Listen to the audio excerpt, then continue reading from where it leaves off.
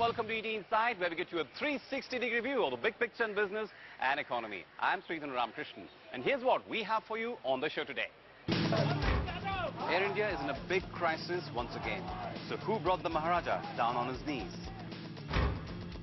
Is it possible to ever turn around the fortunes of Air India, or is it too little, too late?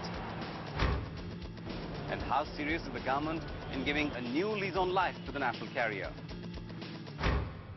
Our top story first. Air India is in a financial mess, and the blame game has begun once again.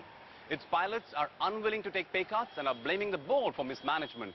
The board and the government in turn are blaming circumstances. So the question we're asking today is, who really killed Air India? And is it better off dead than alive? Nikhil Sivadas gets you the answers.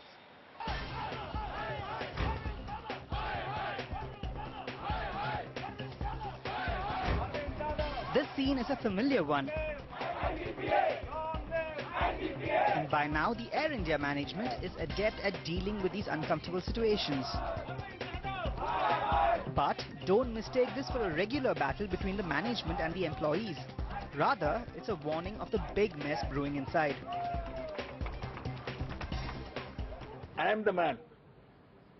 I am the minister. I declared, I said very openly to you, so far they are on the strike, we will not talk to them. Mr. Arvind Yadav, when he came, he said, I'll turn around this company.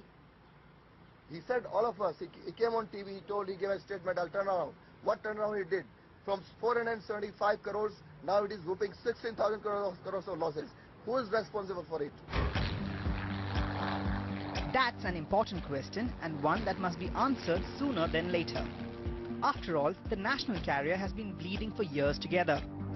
According to the Ministry of Civil Aviation, NACL's losses are on account of a decline in passenger load factor due to domestic and international competition, a decline in projected yield due to the large-scale expansion of capacity by low-fare carriers, and increasing financing costs, depreciation, aircraft maintenance costs and staff costs. Last but not the least, an increase in aviation fuel prices. In fact, fuel is the biggest expense and accounts for nearly 35% of NACL's overall expenditure, followed by staff costs. While fuel costs are determined by the market, the company can control its staff costs. And it wants to do so, but there's severe opposition. It needs a full understanding and cooperation between different arms of the institution. And suppose you take for Air India.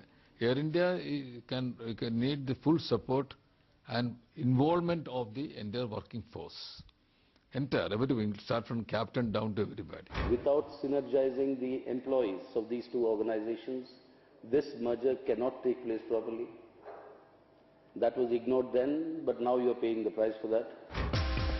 Next in line is depreciation and interest. In 2005 and 2006, Air India and Indian Airlines had placed orders for 68 and 43 new aircraft from Boeing and Airbus. The interest and depreciation on the new fleet is slowly eating into the company's cash flows. This situation is likely to worsen over the years because these deals stretch over a long period of time. For instance, of the 68 aircraft ordered for 34,000 crore rupees, Air India has only received 38 airplanes until now. The balance will be delivered over a period of time ending in 2014. From fleet costs to outstanding dues, in January this year, Air India's total dues to the Airport Authority of India stood at 720 crore rupees. Its outstanding dues to other agencies were about 3,050 crore rupees. This financial mess has rendered NACL incapable of paying salaries on at least 2 occasions in the recent past. It's a catch-22 situation for the national carrier. Now, on the one hand, it has to cut losses and costs sharply, but on the other hand, it has to replace old craft with new ones to regain market share by expanding capacity. Now, the government has already aided Air India with over 2,000 crore rupees over the past 2 years, but that is not nearly enough. Air India has sought another equity infusion of 3,000 crore rupees to repay its debt and restructure its balance sheet this year.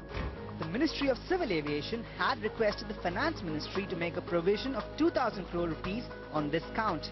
But the budget this year has provided for just 1,200 crore rupees. So it looks like the crisis is far from over. They have almost a $10 to $12 billion debt. They are getting 20 odd 787s in the next 12 to 18 months. That will increase their debt by 4 to 5 billion. So by end of next fiscal, Air India could be having a debt burden of about, my assessment, $12 to $15 billion, and they might have a combined losses of $6 billion plus. So what really went wrong, and how did this mammoth national carrier come slipping from number 1 to number 4 on the league tables?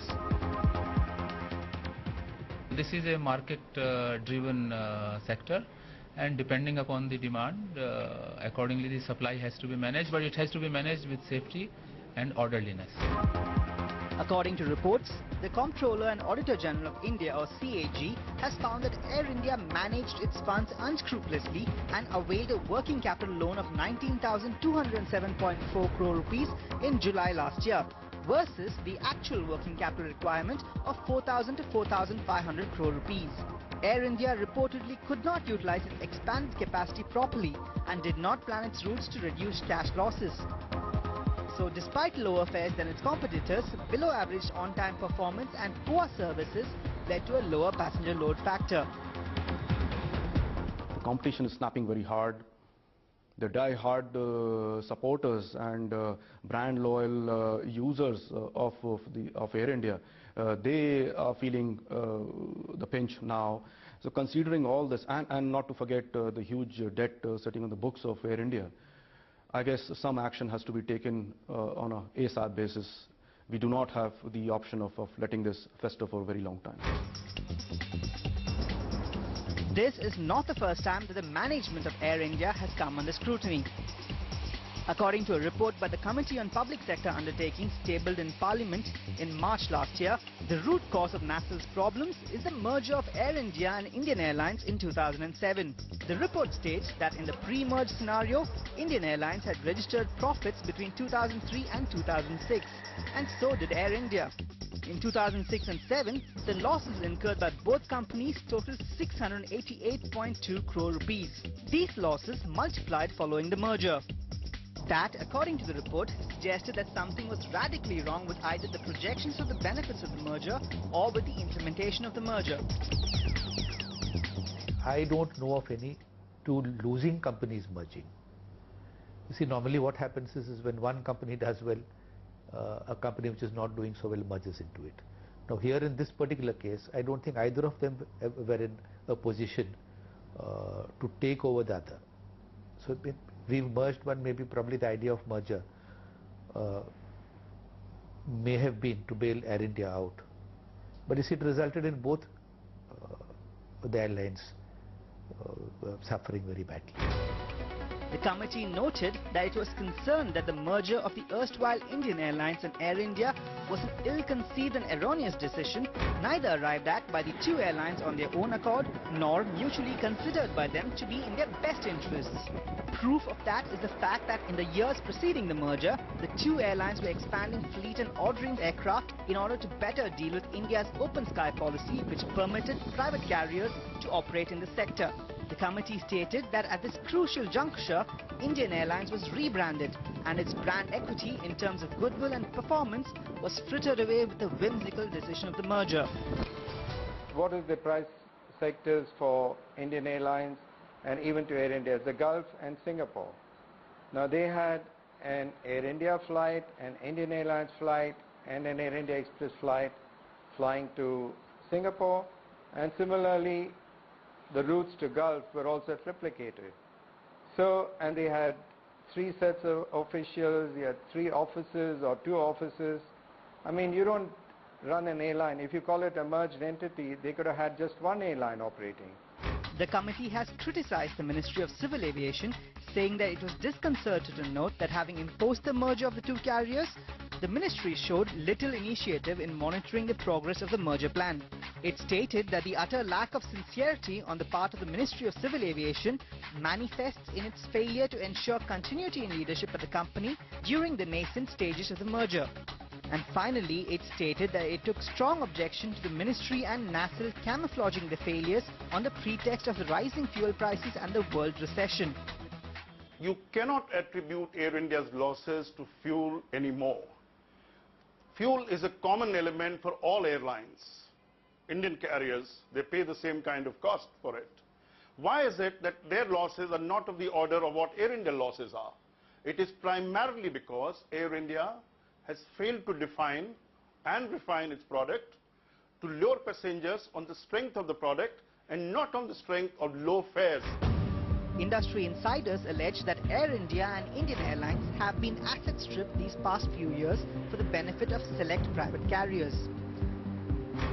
Others claim that the rationalization of routes by Air India and Indian Airlines has also been done for the benefit of the private sector. These are big allegations and are difficult to prove, and the staff is not taking it lightly. Our chairman is incompetent. He is dishonest. He is corrupt.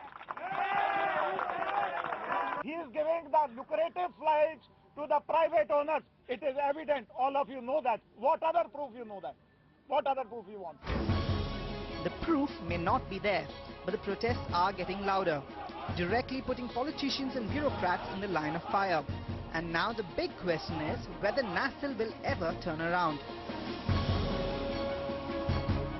So is there a magic formula to save the national carrier? Find out after this short break. Stay with us.